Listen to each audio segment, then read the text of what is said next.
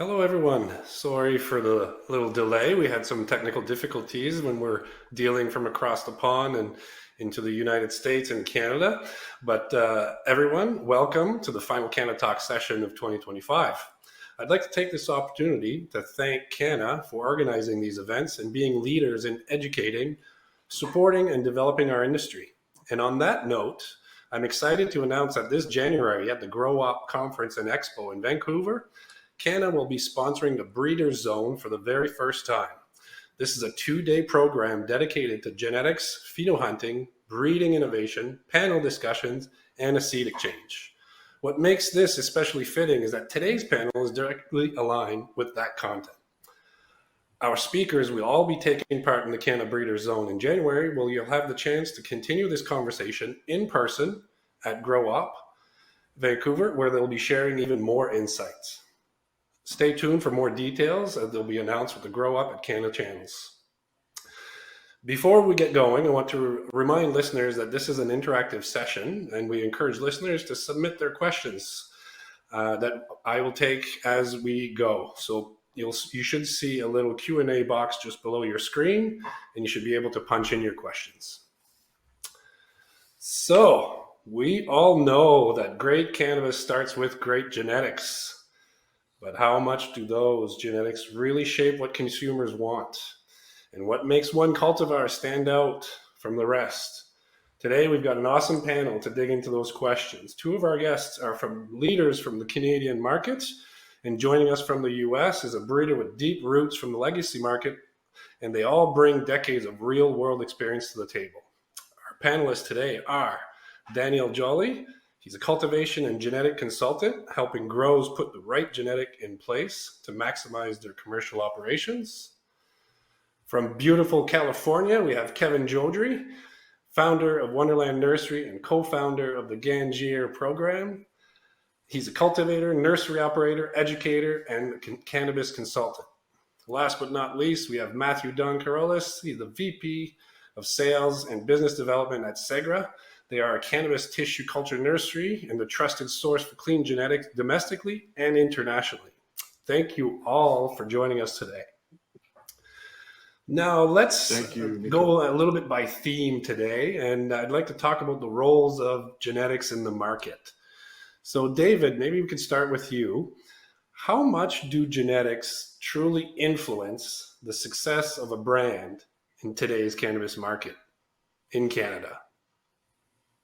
Yeah, so the branding is really important. After seeing the world market move and how different places value brands, I feel like this is going to slowly trickle into Canada at some point. And the genetic is really a staple of the representation of that brand. It's the end all be all. There's a lot of genetics out there. There's a lot of amazing genetics, but they all need the right brand to be able to represent them and give them the true life that they deserve. So what does a value brand genetic look like or compared to a premium brand genetics? Like what's the big difference in that? Well, realistically, it's all about what the brand wants the market to know about them and what association they want to do. So if it's more of a bulk brand, maybe what they're going to be phenohunting for is going to be weight, not necessarily the intricacies that we're looking in something that might not produce as much, which is going to be considered in the value brand. Gotcha. Yeah, it makes sense.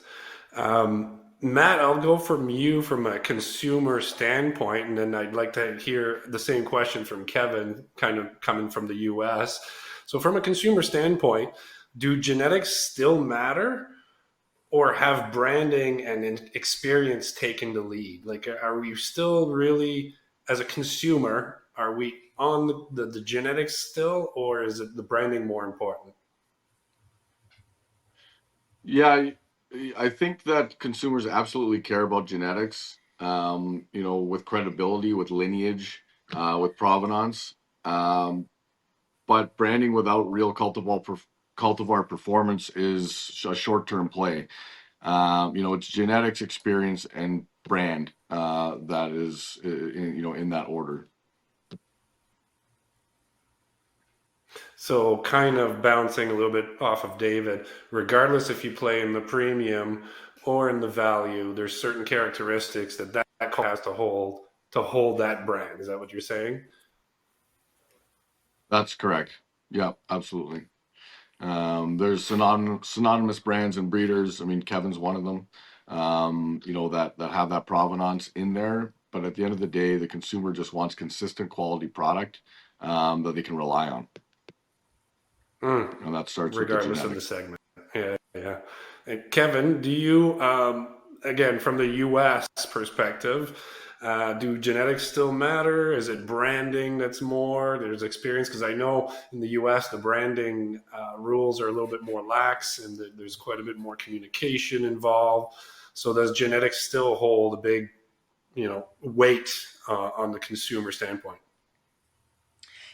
It it really kind of depends on who the consumer is. So when we say consumer, that implies everyone, but that's not really true. It's specific, and so depending on where your operations are, what state, what your target is, the more the market is, I would say, educated, more sophisticated in terms of what makes up their product, they're more in tune to identify what materials used. But brands become synonymous with a certain value. So someone like Grandiflora or Alien, the people who buy their products expect a certain thing because they've consistently delivered a certain thing. So it's kind of woven together. It's not so simple to say that they want this or they want that. It's who wants what and how do you get the right material to the right operators in the right locations. So, who wants what as a consumer? Is it who wants what as in the experience I'm looking for as a consumer? Is that what you mean by who wants what? Yes, yes, because if it's a medical consumer, they're the most stable market. So someone that has a specific ailment that they use cannabis for to alleviate, they're by far the most stringent and picky on what they choose because the chemotype of the variety is what gives them the efficacy. So for them, that exact plant produced in a specific way is their ideal situation. Others are more curious. They want to move through the gene pool. They want to experience the world of cannabis. And so it really depends on who you're targeting and where you're located because the demographics around the stores that carry your products dictate the desires of those people. That influences dramatically what plants you enter into production to feed those markets. Mm-hmm. So, even if the consumer doesn't necessarily know the exact genetics that's in there, they're actually selecting it according to the genetics that's in there. Yeah, because at the end of the day, the plant is a vehicle. It's carrying molecular chemistry. They want the molecular Yeah. chemistry. They associate it with the name, and if we do our job right, we create alternate choices that are similar, so that you're able to experience a range of things. So to me, it's like we're talking like meat. You love beef, but you'll try buffalo, you'll try elk, you'll try venison, you'll try other forms of meat, and they all serve a role. They give you protein, but they have subtleties within them. And that way, what it does, it allows you to maintain customer interest in your brand. Hmm. Yeah, yeah, yeah. Okay, no, that's excellent because I kind of started this conversation with, we're going to talk about genetics and it's just going to be a grower's perspective, but it's actually not, which is really interesting. And Dan, and I apologize, I called you David earlier, so sorry for that. So Dan, do you see the genetic shape product differentiation and brand identity in the years ahead? Like, is this still going to hold a lot of weight? Like, kind of Kevin was saying, even if we don't know the exact genetics that's in the package we're buying, we're still buying that experience. Yeah, exactly. And kind of to piggyback on what Kevin was saying, it's really like if you think about it like wine, like some consumers go to the store and they just buy their box wine and they don't really care where the grapes come from. But within that, they grow the curiosity possibly, and then they'll go and they'll get a finer taste, and they'll be able to, explore within that wine. But it's like, if you, with the genetic game, after going through so much like we all have, you'll start to see that there's certain umbrellas. And I think that's where the consumer needs to be, understanding those umbrellas, like your Cab Sauves, your Valpolichellas, your Merlots, and everything. And then once they understand what they like under that umbrella, they can then venture off in there. And then different brands will bring in different grapes. So with that said, then you'll experience different grapes from the same brand because you respect that brand. And I think that's a good approach to see the genetic side of cannabis and where it's all going to go. And to emphasize again a comment from earlier already, the consistency of, regardless of where you play, that consistency needs to be there, which means genetic stability and making sure you're putting the same thing in the jar. Exactly. And at the end of the day, like, maybe we don't have terroir in the sense of wine, but we do with our cultivation practices and different facilities and what different brands stand for. So an orange strain might do good as a gas strain, and but they express that same je ne sais quoi that the grower brings. Yeah. Interesting. Now let's jump into like finding and doing the selection of genetics for some of these listeners. Because there's we've all grown from seed, and we get excited when we smell it and we see certain characteristics, but there's other things that come at play from a home garden compared to a commercial aspect. Let's keep going with Dan. What traits or characteristics do you prioritize when you do a selection of genetics? Do you look at yield, potency, terpenes, morphology? How do you first start? Let's just, we planted a whole bunch of seeds, and how do you do your first selection? Of course. And, I was blessed enough to work for Apollo Green, one of the first nurseries out here in Canada. And, they have a great R&D project with University Laval. And realistically, what I've noticed is everybody's cultivation is so different. Everybody's brand goals are so different. There's so much variety that my job is kind of to present a baseline of the maximum potential of that cultivar. And then once I understand my customers' grows, we can then fit the perfect cultivar for their grow, not only for the growing side, but also for the brand representation side of it. So it really comes down to selection is a very broad thing, where it's really about knowing the customer and knowing the needs of what they want and what they want to represent. But, with the market of today, we're still in the THC run, which is unfortunate because a lot of amazing genetics take the wayside. Consumer education is extremely important. We need to give them something else than that number to go off of when they go into the store. And I know it's been talked about for years in the industry, but it's still a thing. So just making sure that we stay in spec for commercial viability is also a very important thing. Very good point on bringing in the consumer aspect and the lack of knowledge from the consumer, but they still have a high demand for what they want to experience with the product, right? So, and yes, we've discussed that consumer education in many different aspects, from producers trying to communicate what they're producing and how they're producing, to retailers and how they communicate with bud tenders. And so it goes in every aspect. Kevin, going to California, how do you, what traits or characteristics do you prioritize when you're doing the selection for new genetics? Well, it comes down to application, meaning what is it, the end use going to be? Is it going to be rosin? Is it going to be resin? Is it going to be flour? And then the production methodology that is going to be used to generate it. So those two criteria dictate what can and can't happen. And so a lot of times when you go through population hunting, you're seeking something specific and you don't find it, but you find something that works in one of those other categories well. And so a lot of it is being mentally flexible so that you're able to go through populations and find things that stand out, create an optimal product, and identify where it belongs as an end product, and then be able to make sure you're clear about what production methodology allows it to reach its best value. Not all things translate. So, for just examples, something like Gorilla Glue has historically been good as flour inside and outside. It makes good hash, and it does well as a hydrocarbon extract.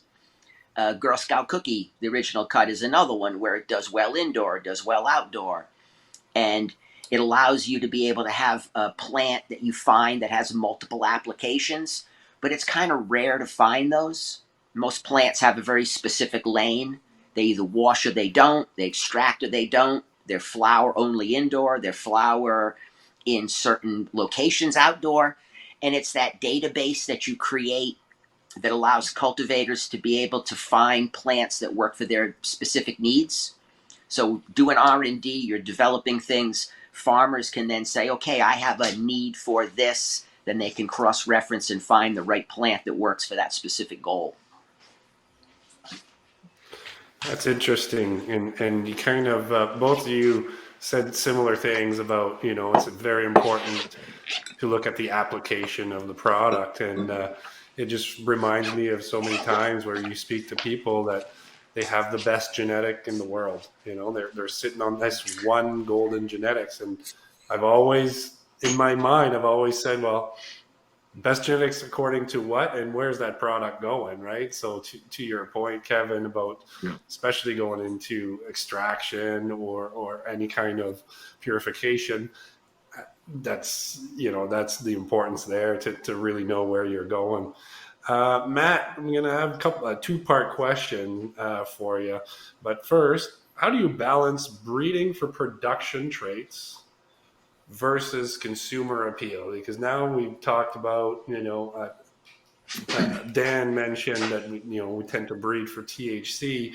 But that's at the detriment sometimes of other factors. So how do you do that balance of production, good yield, so you're meeting that, and still have the consumer appeal? Yeah, Nico, great question. I mean, to be honest with you, I'm not a breeder, nor do I claim to be, but we work with, the breeders on going through the selections that we feel are going to be, the best winners. They pick their favorites. We look at the agronomic data, and we choose the selections. And then from that piece, we bring in those already hunted phenos into our system. We run them through the DNA fingerprinting so that we actually have track and traceability on the genetics, not only for breeder preservation and safe harbor of their genetics, but also that we can look at consumer-faced data on consumption habits, so that we can give that data back to our breeders and our selectors and our pheno hunters, so that they have more intuitive data on what they're looking for selection wise. For us to bring a genetic to market commercially, it has to go through 2 full rounds, if not 3, of our characterization in-house to pass performance-based data, because we're dealing with a consumer and a commercial crop. The commercial side of the growing, it needs to be, it needs to hit all the marks, the characteristics, the morphologies, the yield per square meter, the THC contents, and the terpenes. So it is a very complex mechanism that we use at Segra in order to do this, but it all is backed by what's now required by GACP regulations, which is the track and traceability of the genetic from start to finish. Yeah, that's right. So I'm going to pick on you a little bit more just because you guys do tissue culture and advance. What role does tissue culture play in genetic testing and selection and breeding? Does it actually play a role in the selection and breeding, or is it just more the stability, like you said, and whatnot? Well, as we're a biotechnology company by heart, and so it does play into. It will be playing into effect for selections and breeding. I mean, for the current purpose of tissue culture, It is kind of the gatekeeper, for harvesting the meristems properly. If we have an unstable genetic that's sent to us, it will not make it through the tissue culture process to start. So it's kind of the first iron fence against unstable genetics that were kind of bred haphazardly through the 90s and into the early 2000s, which is nice. But on the breeding side of things, we do have patents on stabilizing autoflowers in tissue culture, and looking to make seed and breed with those with those genetics. And so there's a lot of kind of research and development going on in the background, and we're looking at in vitro breeding, as well as a number of other things that I can't talk about. But it definitely, you need to start with clean plants that have no intercellular bacteria contamination or any disease or pathogens. And the only way really to do that efficiently to maintain rigidity and stability in the genetics is maintaining them properly in tissue culture. Yeah, for sure. We've all seen, I call it the old man syndrome of plants. Your mothers get old and they start to just kind of not produce as much, and you start seeing the THC decline, usually cannabinoid decline. So definitely agree with that. Kevin, this is going to be a very open question, but keep in mind that we only have an hour for this. Can you kind of just quickly walk us through the process of identifying a promising cultivar? Kind of like, how does it all start?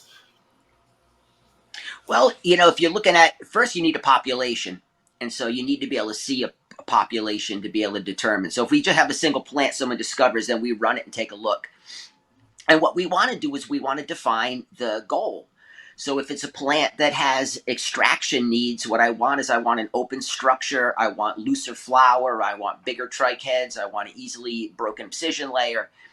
If I'm going to go with flower that we're going to ship from Canada to Australia, I would prefer if I had a much tighter abscission layer. I'd prefer if I had shorter stalks. I'd prefer if I didn't have as much purple coloration, because the anthocyanin pigment degrades and turns brown at a faster pace, so purple ages quicker than green in terms of visual. So it always comes down to specificity. I mean, this is the hard part, because R&D takes a lot longer than a sales cycle. So typically, like if we look at the world of cannabis, we'd say 6 months is a cycle. If the plant's maintaining velocity through the system, the product maintains velocity through the system, then we can maintain another 6 months of product. But if we see that curve decline, we need to introduce new plants in. It takes longer than 6 months to go through these populations thoroughly. So there's this huge amount of R&D work that happens, and I think the mistake that gets made is you try to time it with the trend instead of just looking for outstanding plants. And you rarely ever intersect with the trend correctly, but outstanding plants just remain.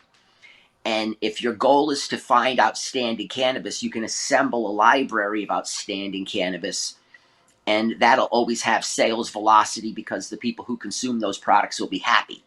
But when you're trying to match all those things with what's the sexy bite of today, rarely do you touch all points simultaneously.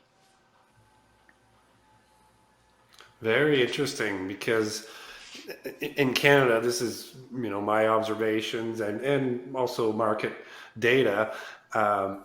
What you're describing about having the exceptional genetics, that is one market segment, and then you have the more I hate to call it the value segment, but the mid market compared to the very bottom of the barrel segment.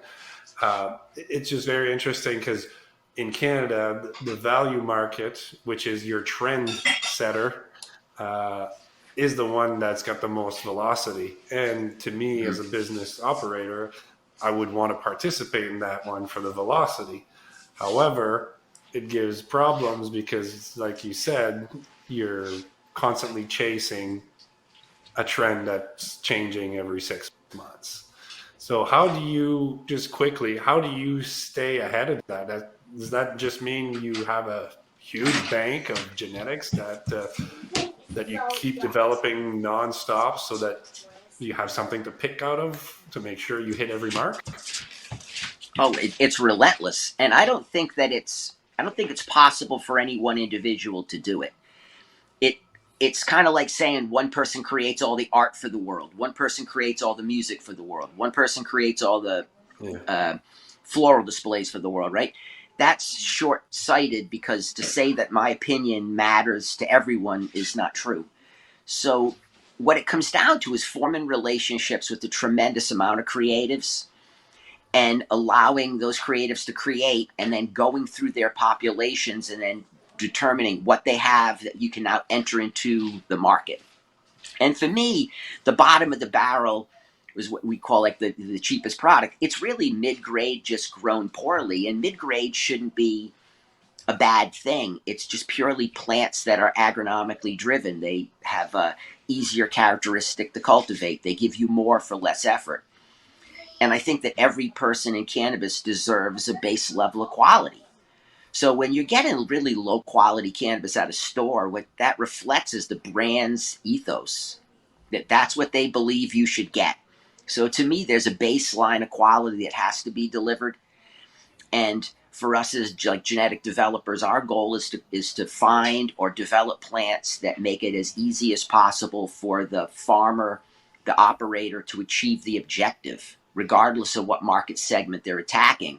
And I believe that all operators should actually diversify within their portfolio, 2 or 3 percentage points into upper scale product, so that they're always able to touch the customer that has no spending limits, which is very rare, but you want to be able to make sure they're addressed, and then things that fit the other levels of price points, so that what you're able to do as a brand is to satisfy a large number of people, so that anyone that talks about you in general refers good things to someone else. Word of mouth is still king.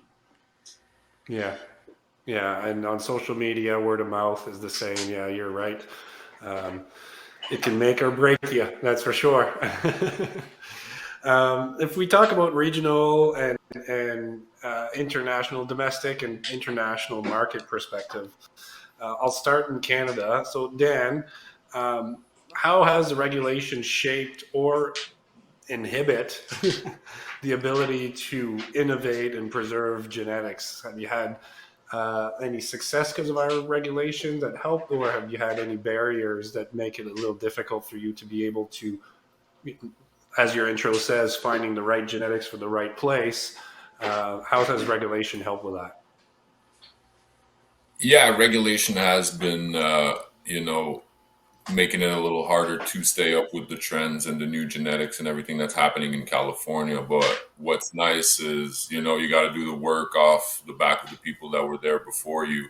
And there is a lot of amazing genetics in Canada that have made their way up from California and everything, and that have been bred and are in seed form.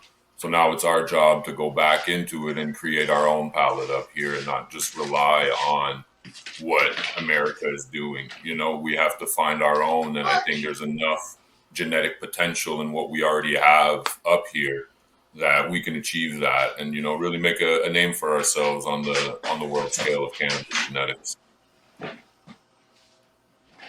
Very interesting. Matt, kind of going to go more on the international side of things, because I know you guys do move genetics Yep. out of Canada into many different countries.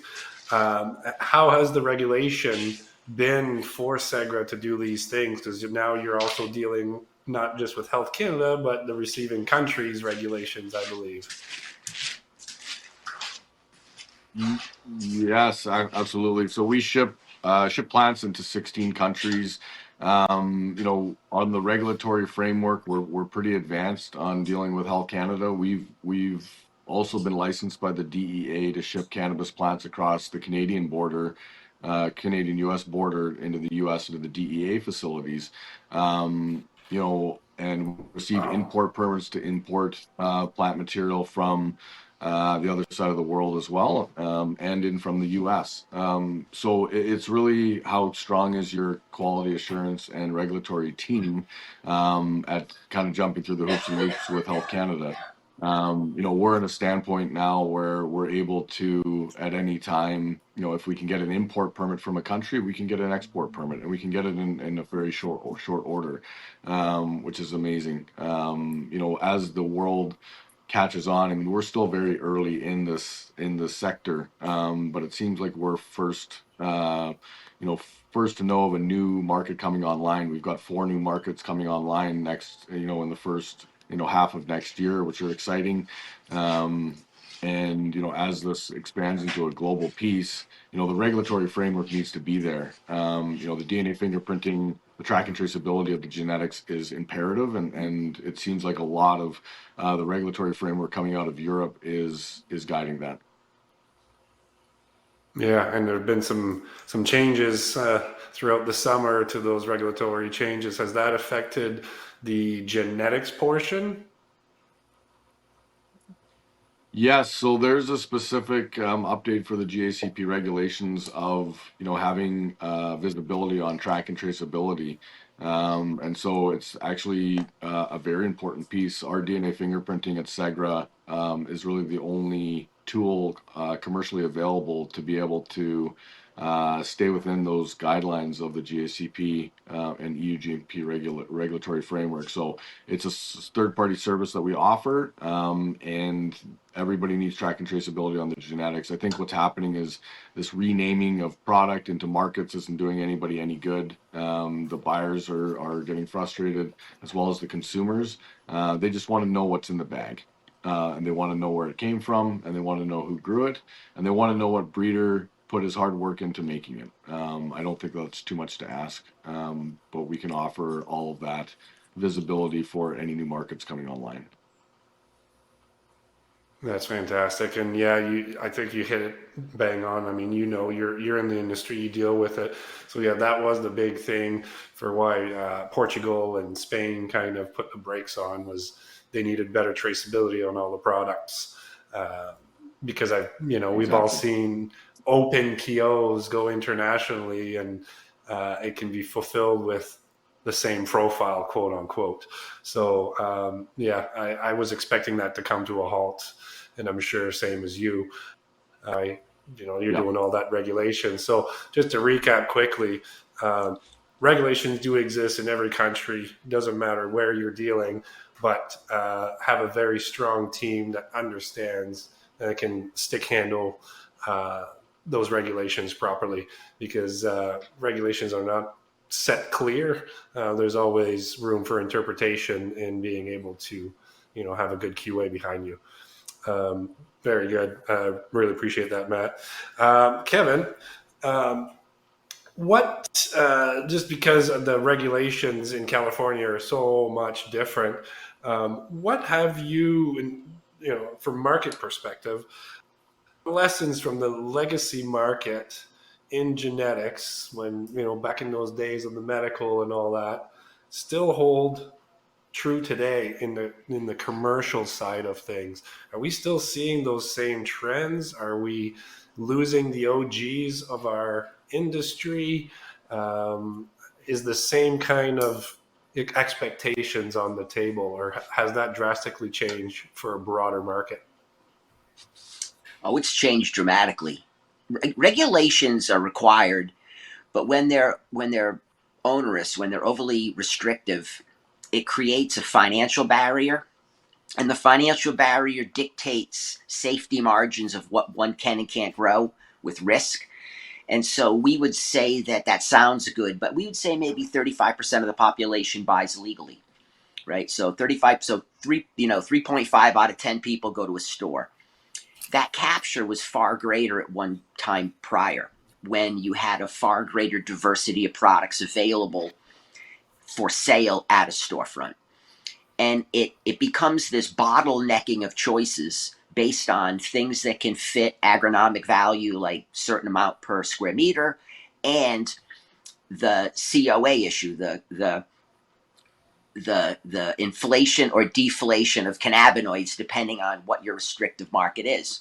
And so what happens is you start to compress what can be chosen. So when we talk about what people like using storefront data, to me, that's only 35% of the truth, because that is not representing the totality of what people would want if you put all the choices on the table. But when you remove the choices that don't fit square meter yields and COA numbers, now you have the population we're currently working with. And what happens is you start to overly work those populations, and you start to create a sameness. So you can have this plant stamped and identified and verified, but there's so many choices that are so similar to it that it makes it hard for people who want differentiation to actually get it. And so you hear it. You hear if you're listening to the customers aren't happy with the changes in cannabis because they don't feel like they are being heard about the desires they have for what they want to purchase. And that makes it difficult because you're forced to kind of work within common gene pools that have yield numbers, profile numbers, and some type of velocity to fit that very specific. So it ends up we're all kind of working in the same direction. And I wish that there was a little less stringency on the regulatory model, because effectively I could buy and sell machine guns with less issue than I can buy and sell cannabis in California. So I think when we put it into perspective, it's limiting what we do, not enhancing it, and it makes it unfortunate. But we have to work with it. But the customers, the only person I really focus on really is the customer, because without them there is no market, right? So we can do all we want and dance around, but if they don't like the dance, they don't come to watch. And so for us, it's trying to make sure we can figure out how do we deal with the issues that limit what we do and satisfy customers and let them have the number of choices they really would like to have. And that's difficult. It really is. We've really compressed what's available to the public compared to the legacy era. So California had 15,000 dispensaries. We probably got 1,500 now. Radical change. Humboldt had 15,000 producers. We have less than 270 now. So everything gets compressed. Yeah, it all gets compressed, and that's the progression of any developing market, is compression, limited number of producers. But to me, the customer always gets shortchanged, because those that want things that really work for their needs but don't fit the THC number, if it isn't above 25, we can't carry it. What happens to all the stuff that was below it? And so to me, those issues, they really need to be addressed, or otherwise our 3.5 of 10 capture is not an effective capture. You're not getting the people in the stores to buy the product. And it's because they're not happy with what they're getting, so they go get it from alternate sources. Thank you for that. So moving on and kind of segue to the next one, innovation and future trends. Dan, what are the biggest genetics trends you see in Canada? And hopefully you can expand a little bit more on just THC race. And do you see a trend changing? Do you see the consumers asking for something else, a differentiator that would be interesting to see? Yeah, and it's you got to look at the history of the region. Like if you look at East Coast Canada, we're very much blue collar. It's cold. It's not the nicest. So the genetics that we tailored to that market kind of followed with that. And if you look at the West Coast, it's a little more hippie and free love, and so the genetics and the way that they grow was tailored to that. So if you look at the history of it and where it's going, realistically, like I said, it's kind of going back to wine. Like people are going to find which umbrella they like to be under. Like, hey, I really like this lemon. I really like this orange. I really like this gas. I really like this, I call it the Cali Turk, that runcy something going on to it. Whatever we're going to have America's going to have it a year earlier, because that's usually how it works. The trends follow up. And so when it comes to flavor profile, I just hope more diversity. I just hope people get more open-minded and they let themselves try something that's lower THC, and they're going to get something different, because there is a lot of difference out there. So it's like I Absolutely. said, a specific trend that's coming. I don't know. I hope it doesn't stick to the same, just slightly gassy, little something, little bit of purple. I hope it changes, and I just hope people expand their palettes. Yeah, I couldn't agree more. I'd love to see more flavors, and not just in the branding name of flavors, but the actual genetics in the package Exactly. is got flavors Exactly. or terpenes Exactly. that reflect that. And then it comes down to your other comment of consumer education on trying to get them to try something else that's not high in THC, right? And it's So what the brand it's stands for. I yeah, think that's an yeah, important yeah. one. Like, let's say a brand, they have a specific cultivar that works really good for them. Well, let's work within that cultivar to bring in nuances to it, so you can have that same signature to your taste and to what you're offering, but you can bring different aspects to it. And I want to just highlight one of your points that you just made. The trends move up. I've Yeah, seen that time and time again, not just in genetics. We saw that in the retail market, pre rolls, the value brands. We saw all that develop in the US ahead of Canada, and it happened in Canada. And what are we seeing now? Overseas and in Australia, we're seeing those same trends now. So they're like 2, 3 years behind the US, which is a year and 2 years behind us. So very important point there. Thanks, Daniel, for that. exactly. And Um, it's just, in general pop culture also, like if you look, we have what, Montreal, Toronto, Vancouver, that are kind of tastemakers and things move out there. But aside from that, people, they just want good product. They don't really get into yeah. the intricacies of it. They just really want good product. So naturally, we're always going to look at what's the biggest stage, and that's California.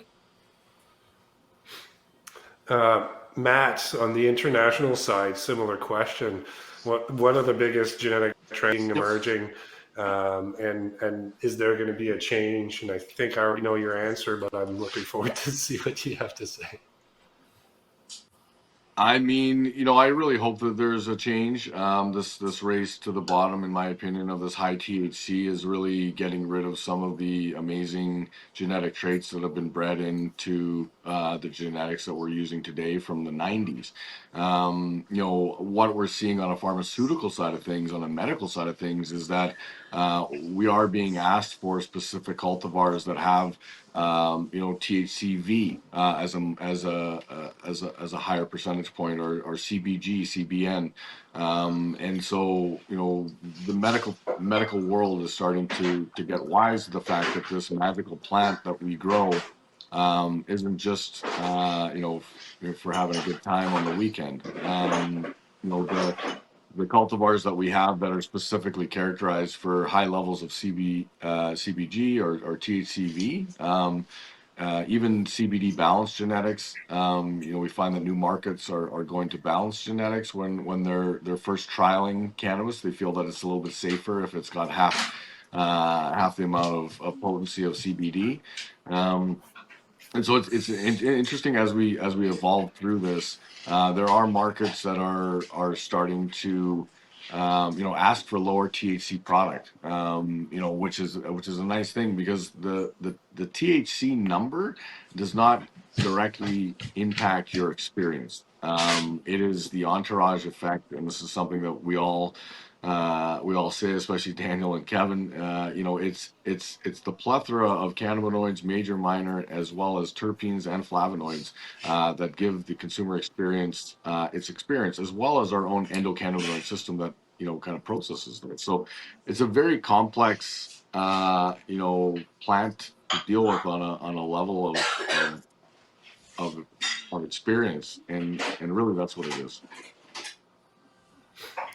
Thank you for that, and I'm glad you mentioned the medical side of things, because that's obviously what's driving the international market right now, is the medicinal market, and they do have similar characteristics they're looking for, but you added the cannabinoids, and that's something that you don't hear a lot on the retail market in Canada. You do in some of the edibles and stuff, G and THCV, but that's not really sought after that much in Canada, in my opinion. But it's nice to see that there is some differentiation for the medical field. Um, Kevin, what about you in California? Can you give us some insights so that in a year from now we know what to bring to market? That's What are the funny. trends you're seeing? Is it all high THC? Well, it's high THC because what people have to understand, like from like I own dispensaries for a long time. It's about efficacy, right? So if I have a budget and I see high metabolite profile, it lets me make a bet that I'm probably going to be able to consume less. It's not that I'm going to get higher or get a better high. It's that I should be able to have more cannabinoids in my system in circulation for the similar dosage size. So it's a budget constraint, and so it's the metric that we've taught the public to use, and it's one that gives them some type of idea what to expect. And I think what you're seeing in California now is you're seeing a lot of events where you're letting the public get exposed to cannabis in general, so they can start to not have to risk their money to buy a product that isn't going to work, but they get to be exposed to it. We have to undo what we did, which was we marketed with numbers. And now we want to give everybody this massive education every day. And I'm like, look, when I go to the store, I don't want a dissertation on how the cow was raised. I just want to be able to look at the package and say, okay, it's grass fed. I don't want to know the cow's name. I don't want to know the farmer's name. I just want to know, is it ribeye and is it from a grass field? So there's a simplicity. But with the trends, what you're seeing is just like Canada, the younger generation doesn't roll, right? So pre-rolls have become an incredibly high, fast-moving component.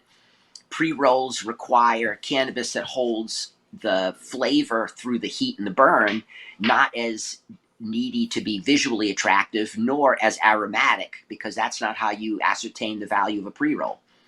You're seeing the infused pre-rolls, brands like Sluggers. They're killing it because what you're getting is something that tastes good, that has known power because you're adding to it, but it's a rosin-based infusion, so that there's this sense of like cleanliness. And whether that's real or not, it's a perception. And we're seeing the candy gas trends slow down. And when you look at trends, and this is something that you have to see, is that the trends in cannabis aren't in cannabis. They're from outside pressure that changes what happens inside cannabis. So where did the candy gas trend come from? It comes from tobacco. Why are people not smoking joints? Because they don't smoke cigarettes. So when I was a kid, half the population of America smoked cigarettes. Now it's about 11%. The vape went through the roof. So when you got into vape, what'd you get into? You got into flavors. What did people who are going from vape into cannabis want? Flavors. It reaches a saturation. California now says no flavor in tobacco, in the vape. So you'll start to see a change in expectation of what they want in cannabis. And we're trying to understand what's the next direction, but it's difficult because, like I said, the market is desirous of 100% of choices. We give them the ones that fit the COA and the agronomic ability of yield to satisfy investors. So when you're satisfying investors and you're satisfying a COA, the customer is third on that list. And that's the problem. Yeah, yeah, yeah. I couldn't have said it better. And I mean, it's the same way in Canada. That's for sure. So that's really interesting. Um, it brings me back to the artisan, the microbrewery grower style that has been passionate about genetics and doesn't even hold anymore. And Dan, I'll ask you that question because you've consulted and you go around making sure they got the right genetics in their type of operation, depending on what they're looking for. But in the past, I think we were breeding more for the growers, like to make them look very good and to win awards and all that. And I don't believe that resonated that much with the regular consumers that we have. So today, are we breeding more for the consumers or are we still breeding for the growers and the shareholders? Yeah, look, I think it's a little bit of both. We all got to eat, so we have to maintain with what's happening in the market. But every time we pop seeds or every time we pheno hunt, if we find something that doesn't hit the commercial viability right now, I'm still keeping her around because who knows in 5 years what's going to be okay and what's going to be tolerated. And maybe she's going to become a tool to breed with. If I have a male that I know gives high THC, well, I might hit her to that and try to bring in those traits to it. But yeah, realistically, breeding is, you have to cater to the market, but it's also good to keep that true, connoisseur passion for it, just because that's what allows the market to expand and become more, have more to it. Do you agree with Kevin that in Canada, do you see the same thing in Canada, that the consumers' actually expectations are third? Are we seeing the same thing in Canada? Yeah, I think very few people know what they want. And I think very few people have been exposed to extremely good cannabis. So they just settle for what's available. You know what I mean? It's a different culture now. So it's at the store Mhm. that everything happens, and the bud tenders are the gatekeepers to what we do at the end of the day. When it comes to consumption up here, like to Kevin's point, nobody rolls. It's all Yeah. infused pre-rolls. It's just easier. It's nobody. You don't have to walk around with a kit. Don't need a bong or anything. Bing bang, it's done. So yeah, that'll definitely change it for us. Where if they're already going to infuse it and it's going to taste like blue mango slushy, well, all they need is yield and potency. Who cares what the cultivar smells like? Just give me the most, so my gram per square foot can be the smallest, and Yeah. then Yeah. it'll just go towards all of that. And even with extractions, it's going to change on what we're looking for. What plant dumps a lot, what plant translates those terpenes in the extraction, and then that's really where it's all going to go. Excellent.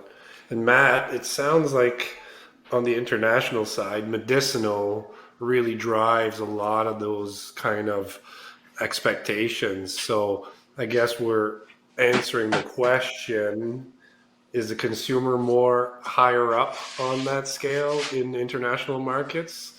Or is it still the shareholders and breeding for the growers? I mean, I think that the unfortunate nature is that the consumer always is considered last.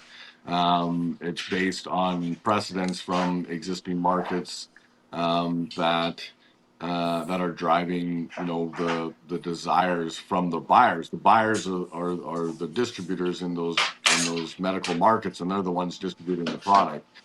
Now, do I think that those buyers or those distributors are doing a good job of educating the public, or are they just looking for the newest name, the newest fashion, the highest THC, and or are they taking the time to educate the buyers, going, it's not all about high THC.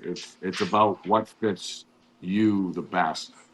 So there is a disjointedness, and unfortunately, the consumer is last. The consumer, if we had better data, if we had better track and traceability, and the data from the consumer habits was fed backwards, I think that we would start to get a pool of information that gets um, gets us to the point now where the consumers are actually dictating, because every industry, every market has different nuances, and for us to get the data from those different markets, we need to have track and traceability. And so, we are still early and new in this, and a lot of patients are trying cannabis for the first time, and they're learning, about it. I think that if there was better visibility and knowledge base surrounding kind of what their choices should apply to, it would help the entire industry homogenize, because we would be specifically growing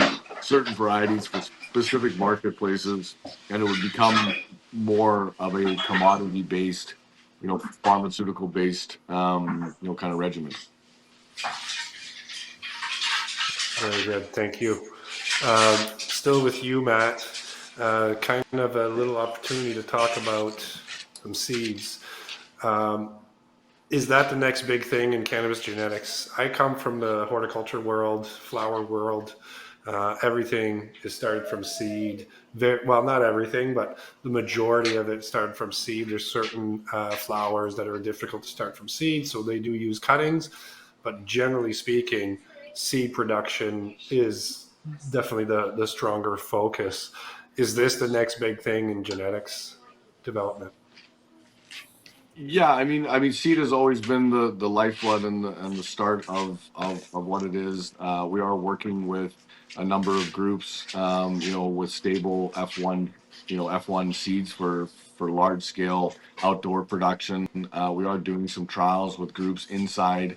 There's always going to be a place in the market for seed. The challenge is that any seed that is produced needs to come from a tissue culture plant so that it can guarantee that that seed line is free and free of disease and pathogens and viruses. What's been plaguing the industry for the last 2 decades is people breeding seed that had disease and pathogens that have been carried forward, and then those seeds were popped and phenohunted, and then we had a rapid spread of disease, mostly naming hop latent viroid. So we're in a sense now doing a research project with our stabilized F1s, which are autos and semi-photofluids for outdoor production, and we're going to actually, with our partners, um, you know, create seed from those plants. Those will be the most stable seed that has been created, just due to the fact that we can do the DNA fingerprinting, we can track and traceability, and the parent plants are identical twins.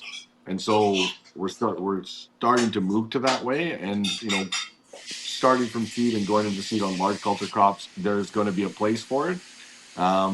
Just as Kevin mentioned earlier, what are you growing for? Are you growing for extract? Are you growing for finished flower? Are you growing for a value brand? Are you growing for high quality flower?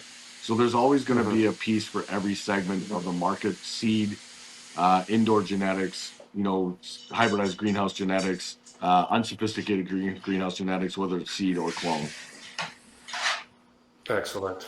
Excellent. So we have about 30 seconds each before we are done with our time. I'd like to do a rapid fire quickly. Daniel, what advice would you give to the next generation of breeders entering the space today? Don't think about it too much. Just pull and chuck away, mix a bunch of good stuff, make sure your selections and whatever you put it into your project. That's where it starts. Really, you put good stuff in, you're going to get good stuff out and everything in the middle, but just have fun with it. Don't put too much weight, and keep your clones alive, because you don't know what's going to happen. If you think it's special, other people will probably think it's special too. Excellent. Kevin, quick advice Hope for new generation. be patient with commoditized crops like corn. It's a 10-year development cycle. And so in with AI assistance, we can get that down to 4.5, 5. But for breeders, be patient. The work takes time, and go the route that you feel best about, because at the end of the day, that's where you put your best effort in. Gotcha. Matt? Yeah, I mean, I Any think advice? you just want to make sure that you're. Oh, sorry. Yeah. So you just want to make sure you're starting with good material. Make sure you have a great network of friends. Do the research. Have fun with it, and don't overthink it. The plant will guide you, as it's guided me for 27 years. It's a passion, and realize that the passions are a hobby, and as long as you're having fun doing it, make sure you're having fun. Excellent. All three of you said the similar message. I thank you very much. Just a quick reminder to the listeners that there is the Breeders' Hall happening at the Grow Up Conference in January. All three panelists will be there. They'd be more than happy to discuss with you. But before we wrap up today's CANNATalk, I want to take a just a quick minute and thank Canna for the years of collaboration and many, many opportunities that they have given me to be part of this great culture. This was my last panel, and as I'm exploring a new opportunity coming up. To all the listeners, the panelists, and experts throughout the years, thank you so much for all you have contributed throughout the years. It's been a blast, and I'm signing off for the last time.